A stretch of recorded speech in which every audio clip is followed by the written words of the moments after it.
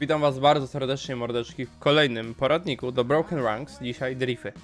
Dlaczego drify? Dlatego, że dotarło do mnie ostatnimi czasy, że jest to najważniejsza rzecz Broken Ranks. Najważniejsza rzecz dla was, ponieważ często mnie o nią pytacie, dlatego dzisiaj dowiecie się wszystkiego, co powinniście wiedzieć, według mojej opinii, o driftach. Jeżeli czegoś nie dopowiedziałem, bądź coś jest niejasne, oczywiście zapraszam do strefy komentarzy i tam pytać, dopowiadać. Zacznę oczywiście od najważniejszej rzeczy, którą chcę powiedzieć już na początku, bo jest dosyć ważna, jest istotna.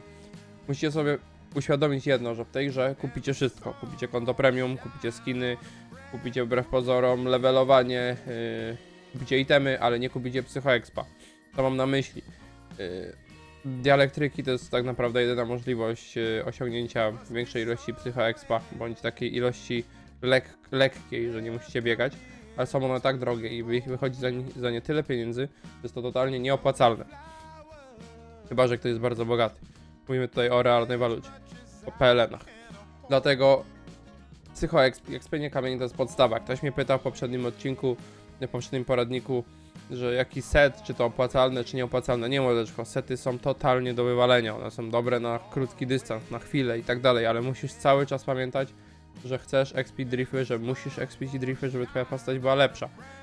I teraz zapytasz mnie, ale jak? Jak to zrobić najszybciej? Bo wiadomo, są sposoby, o których się wbrew pozorom nie mówi. I to jest smutne. Dlatego ja o tym dzisiaj powiem, bo rzadko się spotykam z tym, żeby ktokolwiek o tym mówił. Przede wszystkim, najważniejsza rzecz, ja wam to teraz spróbuję wyjaśnić na podstawie mojego ekwipunku. Często się spotykam z tym, że ktoś mi pokazuje EQ, a tu jest jeb, włączone całe EQ. Co mam na myśli włączone? Teraz drift jest, teraz EQ jest włączone, teraz jest wyłączone. I ktoś mi pokazuje całe EQ się świeci. I to jest najgorsze, co możecie zrobić. Musicie pamiętać, że w Brokenie jest system levelowania tych driftów. W Brokenie są premie do levelowania tych driftów. I teraz jak osiągnąć taką premię? Jaka jest maksymalna premia? Co to jest ta premia, moi drodzy? Premia zależna jest od tego, jaki kształt drifa expicie, czyli może nie wielkość, ale kształt drifa plus ilość driftów. I teraz ilość to jest maksimum 3 drifty, a ty powiesz, no dobrze, no to se kurwa włączę 3. Nie, 3 drifty na jednym itemie. Czyli jeżeli zaczynasz dopiero grę, pewnie masz jednego rara z jednym slotem na drifa. No i tam wiadomo, jeżeli włączysz na całym EQ drifty, no to nie będziesz miał takiej premii, jakbyś miał jednego drifta włączonego na jednym itemie. Potem za chwilkę możesz będziesz miał wyższy level, na którym założysz item z 2 rarowy oczywiście, bo tylko w rarach, możemy to sobie trzeba jasno powiedzieć, tylko w rarach expisz drifty. Jak włożysz drifa do setu, on już jest wyekspiony, ale jak go wyciągniesz, on już nie jest wyekspiony. Dlatego pamiętajcie, bo możecie powiedzieć, no to założę na 110 set. Nie. Nie wyciągniesz z setu takich statystyk i tak dobrej postaci jak z rara. Dlatego postać finalnie i tak jest rarowa, czyli jeżeli ty jesteś na 110, masz set, to będziesz zawsze miał złą, gorszą postać, bo jesteś totalnie w pupie. W pupie jesteś totalnie. Jesteś w pupie, bo myślałeś, że będziesz dobry na secie, a nie będziesz dobry na secie, czyli teraz zostajesz z setem na 110 i z niewyekspionymi driftami, powiedzmy na 140 i ty jesteś w pupie. Ale o tym nie będziemy mówić. Wracając do tematu. 3 drifty na jednym itemie, czyli na początku będziecie expić 1 na jednym itemie, potem 2 na jednym itemie i potem 3 na jednym itemie. Teraz mnie zapytacie tak, no dobrze, no to wiemy, że już ilość, to co to znaczy, że kształt? Właśnie kształt, czyli na jednym itemie możecie expić 3, dajmy na to, subdrifty. 3 subdrifty, potem możecie expić 3 bidrifty, potem 3 arcydrifty, 3 magnidrifty, czyli muszą być najlepiej, żeby były 3 drifty tej samej wielkości, tego samego kształtu. Nieważny jest rodzaj, czyli czy to jest fioletowy, czy zielony, czy żółty, czy jaki, ale żeby były 3. I teraz zapytacie mnie, aha, no to na przykład proste pytanie. Mam 2 magnidrifty, jednego bidrifa na jednym itemie, podkreślam. To co, mam wyłączyć tego bidrifa? Tak. Lepiej jest expić te 2 magni. Nawet jak macie 3-slotowy item, to lepiej jest expić 2 magni, a tego bi wyłączyć i ewentualnie go przekuć w magni, niż... Bo wtedy nie macie premii. Macie włączone 3 drifty, owszem, możecie mieć premię do 3 driftów na jednym itemie, ale nie macie premii do wielkości. A tak to macie 2 drify, to już macie premię do 2 driftów na jednym itemie, plus jeszcze premia do wielkości, czyli 2 magni drify expicie, to jest przykład. Dlatego zawsze dążycie, żeby expić 3 tego samego kształtu, podkreślam, nie koloru, drify. I na przykład tak jak tutaj, bo ja niestety mam to wyekspione, więc ja mam 2 te same kształty na jednym itemie, czyli mam premię do kształtu i do jednego itemu. Rozumiecie? Rozumiecie. I teraz tak. Dopiero musicie pamiętać, że dążycie jak najszybciej do 110. Zapytacie, dlaczego do 110? Bo na 110 levelu dopiero jest item na 3 sloty. Czyli właśnie tak, że możecie wsadzić 3 drifki naraz. Wtedy już macie tą premię do 3 drifków i do tego dokładacie ten sam kształt i lecicie z maksymalną premią do psycho. Nie do końca maksymalną, bo maksymalną osiągniecie dopiero po 140, bo wtedy jest konwersja expa na psycho expa i tam jeszcze dostaniecie jakiś tam więcej tego psycho. Nie orientuję się w tych takich drobnych liczbach, więc nie powiem wam ile to jest dokładnie, ale wiem, że takie coś istnieje, tak jak z expieniem, tak i z tymi driftami. Kolejna sprawa. Teraz tak, jakie mamy rodzaje driftu, bo mamy ich aż 5. Są to drifty obrażeń, celności, specjalne, obrony i redukcji. To rozumiemy. No i ze względu na to, że jest to odcinek, mam nadzieję, że wszystkie będziemy mogli tutaj opisać, że jest to odcinek o driftach, no to muszę wam je wszystkie przedstawić. To nie będzie krótki odcinek, ja już to czuję, ale to nie chodzi o to, żeby to było krótkie, a żeby to było dobre, więc u mnie możecie mieć zawsze dobre odcinki. Dobre poradniki. Pierwszy drift. Subdrift Lorb. Zaczniemy sobie od celności, polecimy od dołu. Mamy Subdrifta Lorba. To jest przełamanie odporności na uroki. Dla kogo to jest potrzebne? Druid i Voodoo. Zapytasz dlaczego? Dlatego, że w grze jest takie coś jak dymki i tak dalej, i tak dalej. Fajnie jest to zastosować, bo dymki to jest to, że mob wam się broni przed atakiem mentalnym. I to jest niestety dosyć niefajne. Warto mieć takiego jednego w EQ arcydrifa, no ewentualnie 2, to już tam wedle uznania będziemy o tym rozmawiać przy buildach, ale on zwiększa nam tak jakby szansę trafienia moba, przełamania jego odporności na uroki. Subdrift Oda. Modyfikator trafień mentalnych. Oczywiście dla Voodoo i dla Druida. Minimum 5 takich mi się wydaje musicie mieć w EQ, oczywiście arcydriftów. Ja tutaj będę się sugerował endgame'em, czyli końcem gry. 5 arcydriftów, 6. To oczywiście zwiększa wam w ogóle szansę na trafienie moba z ataków mentalnych, czyli lalki, oski, korki i inne takie. Otępki, truty, wszystko co mental. Subdrift Link. Modyfikator trafień dystansowych. Tu też 5, 6. Oczywiście to jest dla magów ognia, łuków, ryców pod kunai, jak się to jeszcze gra. Co my jeszcze tam mamy? Barba pod toporek, Shida pod Hanuken. Co tam jeszcze jest?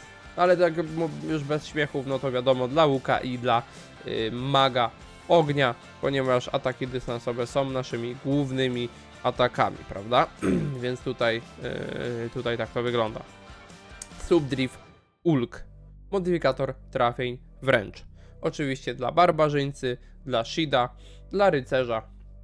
Takie to właśnie mamy klasy bijące w ręcz. I też tak samo 5, 6, coś takiego. Subdrift Dur. Podwójne losowanie trafienia. I teraz jakby wam to wytłumaczyć? To jest ogólnie dla każdej klasy, każda klasa po 4, po 3. Oczywiście arcydrifty. W momencie, w którym zadajecie atak, jest losowanie. Czy go traficie, czy go nie traficie. A Subdrift Dur robi to, że losuje wam podczas ataku ten pierwsze losowanie, jest szansa, że będzie jeszcze drugie losowanie, czyli tak jakby jest podwójna szansa, że traficie, bo przelosuje wam jeszcze raz, czy na pewno trafiliście. Rozumiecie to? Dlatego to jest must have. Dobrze, drifty celności mamy omówione. Obrażenia. No i tu jest wiadomo. Od razu wam zdradzę, Subdrift Band, Subdrift Stealth, najdroższe drifty. Jeden odpowiada za trafienie krytyczne, drugi odpowiada za dodatkowy atak, za podwójny atak, szansa na podwójny atak, to jest zrozumiałe chyba. I to są drifty, które każda klasa musi mieć o 4. 4 bandy i 4 teldy, oczywiście arcydrifty. I tak to wygląda. Subdrift Elt, szansa na podwójny atak. Domyślnie macie 5 kółek w grze, gdzieś jest niepisana zasada, że tych ataków z Teldem można wyprowadzić 12, mówimy o epiku, z epikiem i tak dalej, czy tam 10, to się waha, niech mnie ktoś poprawi jak to przetestował i tak dalej, więc z 5 ataków może się zrobić o wiele więcej, dlatego to jest must have drift. Czy to właśnie ataków druida, czy to osek, czy to właśnie kulek, no każdych ataków, podkreślam ataków, nie leczenia, nie uników dla Shida, nie kontrolki dla Shida, ataków w przeciwnika. Subdrift Band, szansa na trafienie krytyczne, no chyba nikomu nie trzeba mówić, że w tej grze tak naprawdę grają krytyki. W tej grze zadajesz damage z krytyka, jesteś wkurzony, że bijesz po 2000, naładuj banda, cieknij, zadychę. Proste i logiczne, tak działa ta gra. Subdrift Above, modyfikator obrażeń magicznych. No i tutaj mamy niespodziankę, bo Above nie tylko bije, ale i leczy. Zaraz wam powiem więcej o tym, to a propos druidów. No i Subdrift Above jest do postaci magicznych, czyli druid, czyli voodoo, czyli mag ognia. I teraz o co chodzi, bo ja mówiłem, że leczy. Above u druida nie tylko jest odpowiedzialny za obrażenia z osek, ale za ilość leczenia. Czyli jeżeli napchasz sobie Abaffa, to twój lek grupowy czy pojedynczy będzie o wiele więcej leczył. Tak to jest. Po prostu mnożnik leczenia u druida wychodzi z mnożnika obrażeń, czyli Abaffa. No i wiadomo, u kucielalki u VDK będzie zadawało więcej. No i kulka u maga ognia będzie biła za więcej. No nie wiem jak to jest na VDK-ach i na druidach, na pewno u magów ognia około 8, 9. Niedługo może odcinek z 10 buffów arcy u maga ognia będzie, zobaczymy. Ale na pewno te takie 6, 7 buffów to jest taka podstawa, takie minimum. Modyfikator obrażeń fizycznych, Subdrift Astach, oczywiście u fizycznych postaci, czyli barbarzyńca, łucznik, Shid, rycerz. Taka podstawa, też około 5-6 podstawa, wiadomo barby pewnie jest 8-9, zobaczymy jak to tam będzie. Tutaj są takie drifty mniej ważne, ale dodatkowe obrażenia od energii Wal, dodatkowe obrażenia od zimna Kalch i dodatkowe obrażenia od ognia, czyli Un. I teraz, żebyście wiedzieli, ja nie wiem, to się już w dzisiejszych czasach chyba nie pojawia, ale jeżeli się pojawia, to ja wam to muszę powiedzieć, magiczne, na magiczne postacie to nie działa. Czyli VDK, mag ognia, druid nie działa. Magiczne, mentalne, dystansowe nie działa. Nauka też bodajże to nie działa. To wszystko działa tylko na Shida, na Ryca i na Barbę. I żeby była jasność, wszystkie moby, większość mobów, zwłaszcza na Baron, czyli na endgame'ie, ma mniejsze resy na co? Na energię. Więc wszyscy expią sobie Wala i jego można wsadzić tylko w broń. Więc to jedynie do Barbów, do Shidów i do Ryców. Jak ten, pamiętajcie, że w Epika wsadzacie Wala. Przynajmniej póki to nie zostało zmienione. Coś tam słyszałem, że są jakieś plotki, że niby nam mają coś dołożyć magicznym i tak dalej. Zobaczymy, nie będziemy spekulować. Obrona. Podstawa, Subdrift Grot. Każda klasa, minimum 6 poziom wyekspienia. Odporność na trafienie krytyczne. Gdzieś jest umownie niepisana zasada, że moby tam mają chyba 5% na trafienie krytyczne. Czyli z automatu, jeżeli macie taki kamień, mówimy o normalnych, nie mówimy o hardach. Jeżeli macie taki kamień, to tak naprawdę szansa, że dostaniecie krytyka spada do minimum. Nie macie, znaczy macie, ale wyekspionego do minimum 6 poziomu, czyli trzeba wyekspić takiego Subdrifta. Subdrift Grut, obrona mentalna, wiadomo, macie szansę na obronienie się przed mobem, który bije mentalnie. Czyli wszelkie jakieś tam oski, ukucia lalki i tak dalej.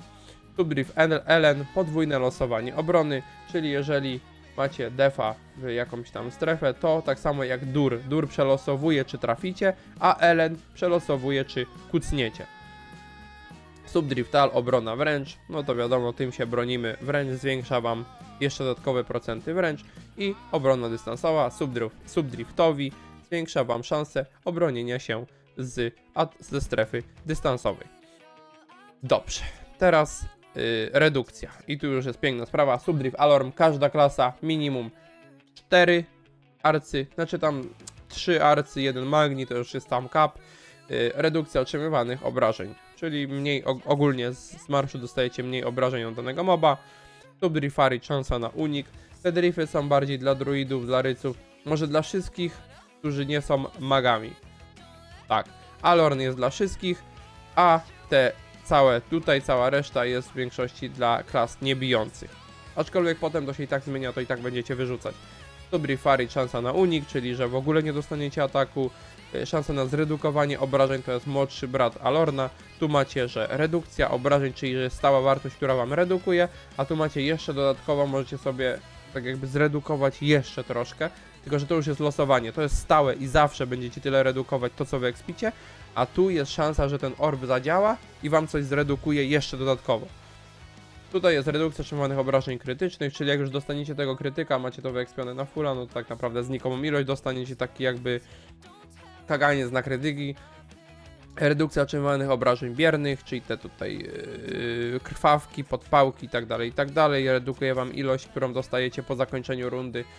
I redukcja otrzymywanych obrażeń z ataków odbierających procent PZ, czyli na przykład jeżeli chodzicie na admirała, bo nie wiem co tam jest niżej, nie może komandor, ale nie... A, komandor chyba ma też elektryczną szpilę, to tam się możecie już z tym spotkać, że ona też to jest taka szpila, V1, V2 na pewno, V1 nie wiem, taką szpilkę dostajecie i nagle macie 1/4 HP, no to jak sobie wyekspicie, to wam nic nie będą robić tak naprawdę. I orby specjalne, Subdrift An, regeneracja many, tak naprawdę zapomniany drift, możecie uznać, że go nie ma. Odporność na efekty krępujące ukazania. To jest dobre dla fizoli na pewno, bo barby i shidy i ryce dostają często kory. To ma zapowiedz temu, że kucniecie, jak wam na przykład przeciwnik będzie chciał dać kory. Dobre chyba też do PvP, bo powinno działać, że na przykład druid wam nie może dać korów. Nie powinien, bo wiadomo, to jest losowanie. Subdrift R, wyssanie many, tego też w sumie możemy o tym zapomnieć. Subdrift Von i o tym już możemy wiedzieć, to jest głównie dla magicznych, 2 arcydrify, macie wtedy kapa. Subdrift Eras, regeneracja kondycji też do zapomnienia. Szansa na odczarowanie, taki w miarę użytkowy drift, po prostu nie wiem czy widzieliście jak druid wam kiedyś zmywa negatywne efekty, które dostaliście od przeciwnika, to tak samo wy sobie, jak macie ten drift, możecie sami to zmyć, to też losuje się tam w tle i jeżeli wylosuje, że się myjecie, to się myjecie i zmywacie sobie negatywny efekt. No i Subdrift A ma zużycie kondycji i to już jest bardzo pożądany drift, też pewnie z 2 arcy na fizolach, mówimy tutaj o barbarzyńcach, którzy używają kondycji, o shidach i o rycerzach. Mamy to bardzo. Mamy omówione wszystkie drifty. Jest super. Raczej niczego nie pominąłem. Dlaczego na subdriftach? Dlatego, że wtedy one są najczęściej dostępne na rynku. Dobrze. I teraz tak. Teraz przechodzimy w trochę bardziej zaawansowany i trudniejszy etap, bo tabelka. Próbujemy najpierw tabelkę. Mamy tutaj podział właśnie na te drifty obronne, mamy tutaj te specjalne.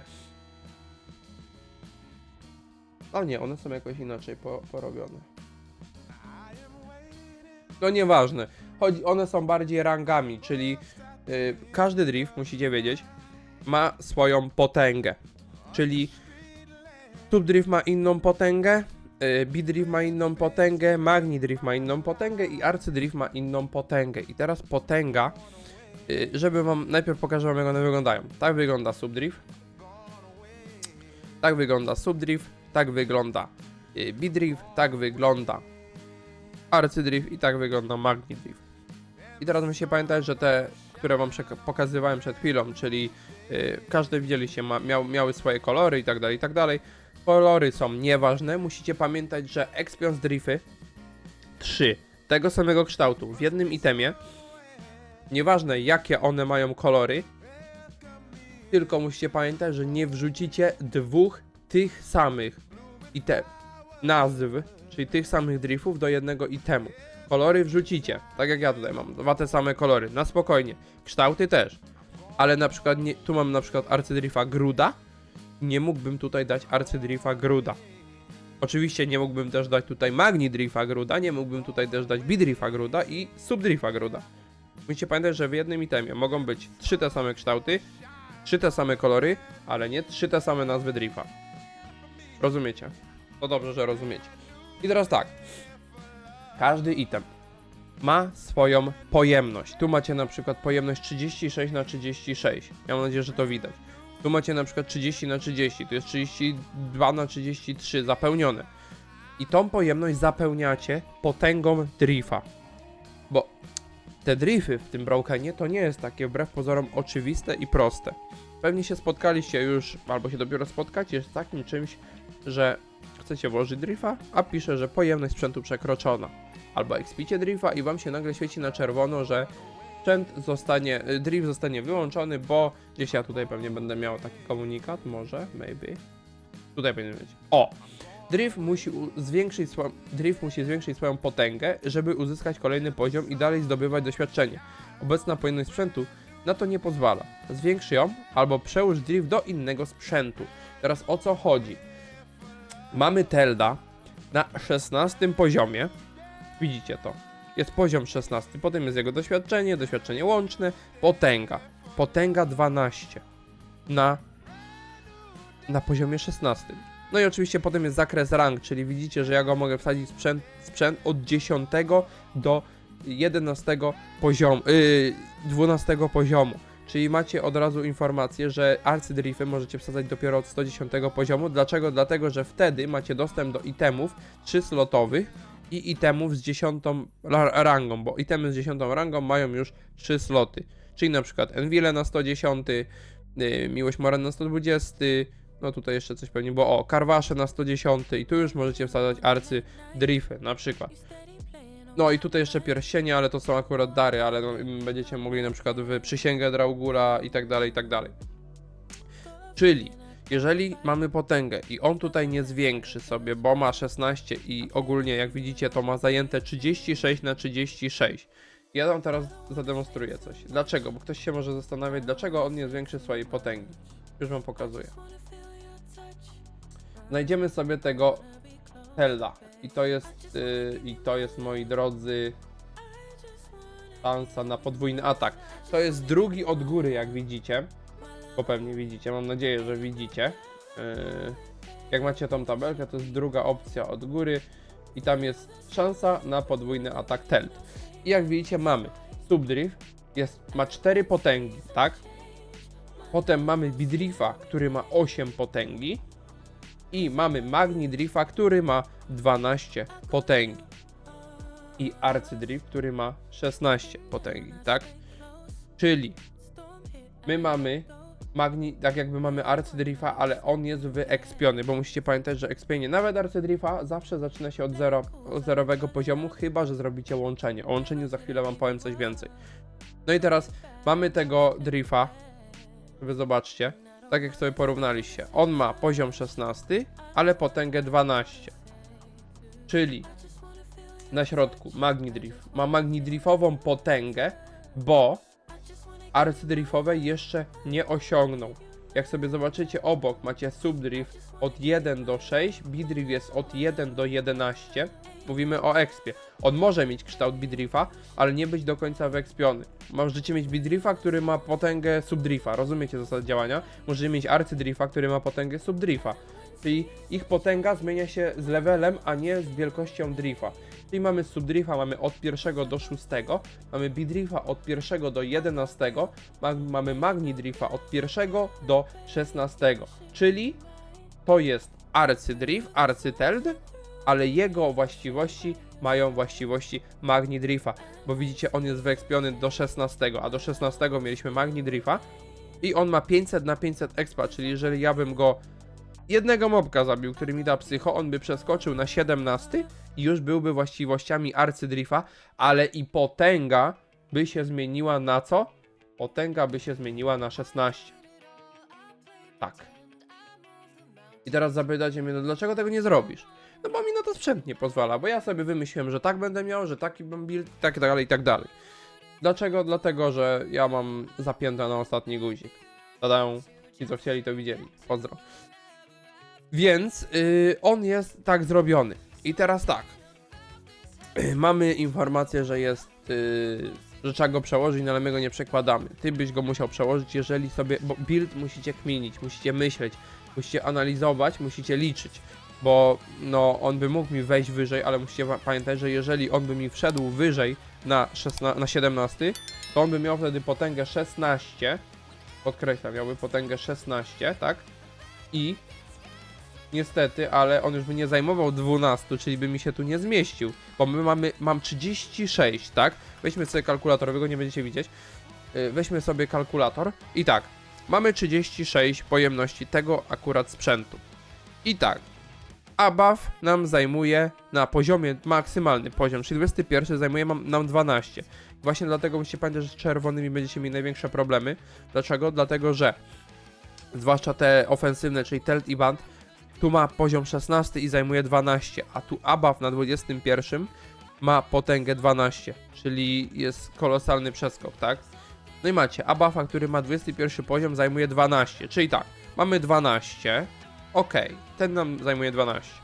Teraz mamy kolejny Ling, poziom 21 też zajmuje 12, czyli plus 12, to już nam daje 24. Czyli byśmy na tych dwóch driftach mamy zajęte 24 pojemności. A, no i żeby wam jeszcze pokazać, jak to do każdego rolina sobie na przykład idziecie, cyk, jak wyciągać drifty. Wyjmowanie, wrzucacie sobie item i teraz ktoś by powiedział, kurde, co tu zrobić?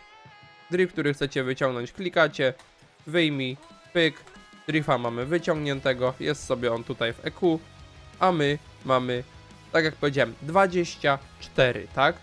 24 na 36, ok? Wiemy, że tutaj, czyli możemy tu coś czysto teoretycznie wsadzić. Patrzymy, aha, no to mamy tego Telda, czyli do 24, wiemy, że on ma potęgę 12.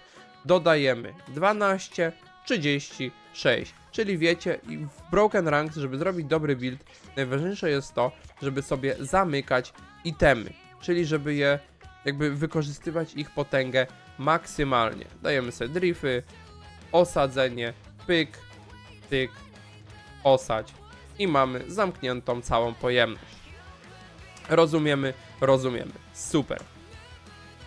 Dobra, i teraz tak, prosty przykład, jak łączyć drifty, bo to już chyba mamy za sobą tamtą rzecz. Ja wam teraz coś wytłumaczę, bo ktoś sobie pomyśli, a to ja sobie będę na zapas, jeszcze dokończmy tą tabelkę w sumie. Tu macie oczywiście opisy, jak macie te ofensywne drifty, w których jest przyrost po 0,5. Co każdy level, na przykład jeżeli chodzi o trafienie krytyczne, podwójny atak, redukcję obrażeń i unik, to na przykład każdy level to jest 0,5%, czyli możecie sobie obliczyć, ile będziecie mieli na takim arcydrifie, prawda? Na każdym, tam po prawej przyrost tabelki. Oczywiście ta tabelka jest dostępna na moim Discordzie, bądź napiszcie do mnie na PW Discord, oczywiście w opisie odcinka. No, także tak to wygląda ta tabelka. Tyk. I teraz tak, jak łączyć drifty? Przede wszystkim musicie pamiętać, jak jesteście na początkowym poziomie, no to ekspicie sobie jakiegoś subdrifta. No zanim go wyekspicie, to pewnie już macie item dwuslotowy. No i dobra, skoro macie item dwuslotowy, no to chcielibyście tam już coś włożyć więcej, no nie? Bo wiecie o tym, że jak macie dwa sloty, no to chcielibyście najlepiej expić na takich dwóch slotach dwa bidrify, czyli dwa kształty takie same. No i dwa te drifty, żeby były, no nie? Czy chcecie dwa bidrify już, a macie jakiegoś subdrifa ekspionego. Teraz musicie wiedzieć, że w tej grze jakby exp się traci przy łączeniu. Mam na myśli to, że łączycie w tej grze, pamiętajcie, Broken Ranks, łączycie jednego wyekspionego, nieważne czy Magni Drifa, czy Bidrifa, bo tam jest 1,5, czyli czysto teoretycznie można poczuć 1,5 drifa wyekspionego, ale no to się tak nie do końca da wymierzyć. Lepiej nie stracić, a zyskać. Więc łączycie jednego wyekspionego drifa 4 niewyekspionymi. Rozumiecie? W tej grze łączy się 5 driftów na raz, żeby zrobić większego i musicie pamiętać, nie bawcie się w jakieś hazardy. Wchodzicie sobie oczywiście u każdego kowala, na przykład tutaj drifty, łączenie, raz, 2, 3, 4, 5. I jeden z nich musi być, moi drodzy, wyekspiony i wtedy ten exp wyskoczy wam dalej. Jak będziecie mieli 1,5, no to wtedy byście mieli tam, do bidrifa byście mieli nie dość, że 6 poziom, to jeszcze jeden więcej. Na takiej zasadzie. Są wariaty, co na przykład robią, na przykład tak. A to już pod zarobek. Wtedy macie procent szans, że któryś z nich wejdzie. Ale ja tego nie polecam. Łączcie. wiele akcji jest takich, że ktoś łączy, nie wiem, bandy na przykład. I połączy sobie 3 bandy i 2 jakieś śmieciowe drify i liczy, że mu to wejdzie wyekspione. Jeszcze pół biedy, jak gamblujecie niewyekspione pod zarobek, ale jak wy gamblujecie swoje drify wyekspione, dajmy na to, wyekspiliście sobie Magni Banda. Myślicie, że złapaliście kurwa srokę za ogon i stwierdzacie, a wrzucę sobie tego, bo mój kolega wrzucił jednego Magni Banda, połączył z 4 jakimiś randomowymi driftami, ja podkreślam, randomowymi driftami i mu wszedł arcyband i zarobił tyle pieniędzy. Okej.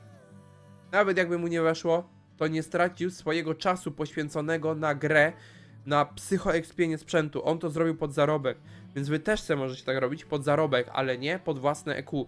Czyli jeżeli wy macie swój czas poświęcony na grę, nie wiem, wrzucacie tu, dajmy na to, powiedzmy, że to jest arcyband, wrzucacie tu arcybanda wyekspionego, czas poświęcony do 16 poziomu ekspienia Magnidrifa i liczycie, że wam się to połączy, no to pomyślcie sobie, ile wy progresu tracicie, jak wam się to nie połączy i wejdzie wam jakieś śmieciowe gówno.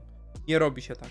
Zawsze 5 tych samych driftów, z tego 1 ma być wyekspiony, który wyciągacie z EQ, a 4 sobie albo dropicie, albo dokupujecie i tak dalej, i tak dalej.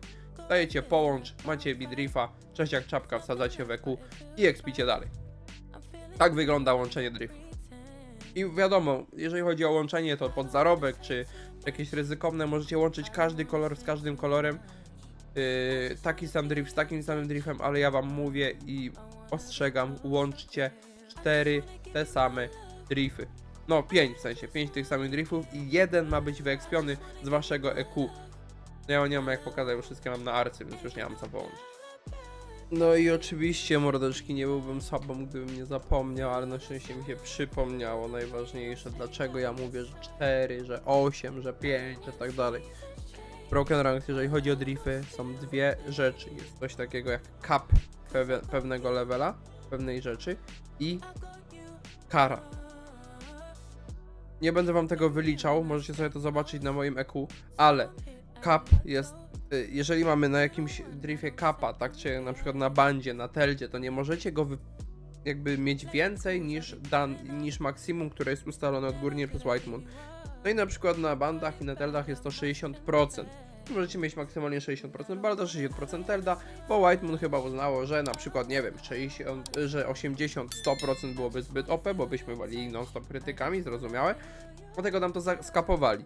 No i jest tak powiedziane przez ludzi, którzy to sprawdzili, że 4 bandy, 4 teldy, że 4 bandy dają nam tego kapa, jak widzicie, plus jeszcze gwiazdkowanie EQ i tak dalej, no to mamy ponad kapa, bo jest to 61,83%. Dlaczego świecicie na czerwono? Dlatego, że mam kapa i ponad kapa, czyli te ponad kapa nie działa, ale jest, czyli 61,83%, a ten 1,83 jak wiecie tracimy. Tak samo na teldzie 2,11 też tracimy. I tak to wygląda i mamy coś takiego jak stratę od ilości driftów i ona na każdym drifie jest od 4, tak, aczkolwiek nie ma jej na driftach funkcyjnych, z tego co mi się wydaje, ale mogę się mylić, bo nie sprawdzałem tego. Czyli na przykład mamy, nie wiem, dajmy na to 8, jak mamy 4 bandy, 4 teldy, 3 są tak jakby ok, czyli na 3 nie ma straty, na 4 jest już te 5%. Jak widzicie, mamy na przykład szansa na trafienie krytyczne 61,83 i mamy 4 bandy są, ale jest te 95% na pomarańczowo, czyli te 4 bandy nie dają nam 100% z tej maksymalnej wielkości, tylko jest jednak te 5% uwalone.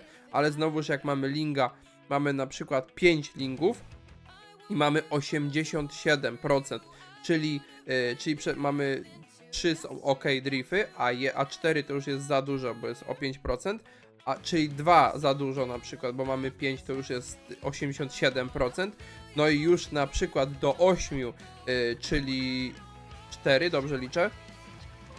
5, przepraszam. A jak już macie 5 za dużo, to już jest na przykład 69%, tak jak jest na Abafie, tak? Rozumiecie zasadę działania? No jeżeli nie rozumiecie, zapytajcie w komentarzu, spróbuję jakoś jaśniej. Chodzi o to, że po prostu 3 drifty to jest maksimum, bez straty żadnej.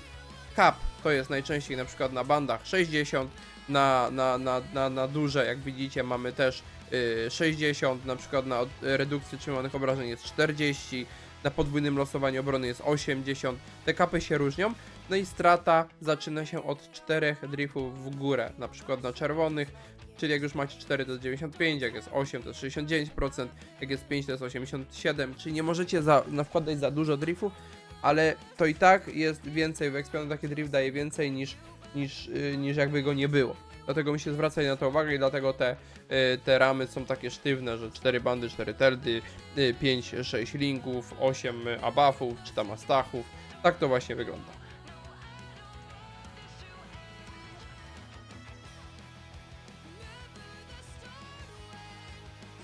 Chyba wszystko, moi drodzy. Wydaje mi się, że wszystko, że wyczerpałem temat do końca, że wiemy jak łączyć drifty, wiemy jak je levelować.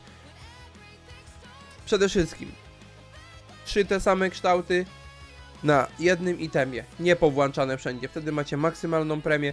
Od 110 wchodzi wam item 3-slotowy i tam chcecie wrzucić 3 rzeczy i 3 expić. Ja na przykład polecam taktykę, jak już dojdziecie na przykład do Zali, bo ona ma największą pojemność. To będzie item, który będzie miał najwięcej pojemności. Nie patrzcie, że u mnie ma 36, u was będzie miała mniej, ale Zala bodajże ma zawsze najwięcej i na nią będziecie przerzucać te swoje magni drifty, będziecie nimi rolować, czyli wyciągnę stąd, wrzucę tutaj, żeby cały czas na Zali mieć 3, bo tu będzie wam najwygodniej, będziecie mieli jak najmniej myślenia. A tak to wiadomo, sprawdzacie sobie pojemność, macie tabelkę, sprawdzacie sobie co możecie wsadzić, gdzie trzeba trochę posiedzieć, trzeba trochę pomyśleć, trzeba trochę pokminić, żeby to miało ręce i nogi. Ja się z wami żegnam, mam nadzieję, że wam pomogłem, jeżeli wam pomogłem tym odcinkiem, zostawcie łapkę w górę, zostawcie subskrypcję, żeby mieć powiadomienia o przyszłych odcinkach. No i oczywiście na górze wyświetla się link do mojego Twitcha, gdzie prowadzę transmisję na żywo z Broken Ranks. Aktualnie trwa challenge, bo całe EQ sobie levelujemy, gwiazdkujemy tak naprawdę do 3 poziomu, także jest Road to All EQ G3. Dziękuję wam bardzo serdecznie. Oczywiście sekcja komentarzy otwarta dla was, jakieś przemyślenia, jakieś propozycje do kolejnych odcinków. Zachęcam. Trzymajcie się. Na razie, cześć.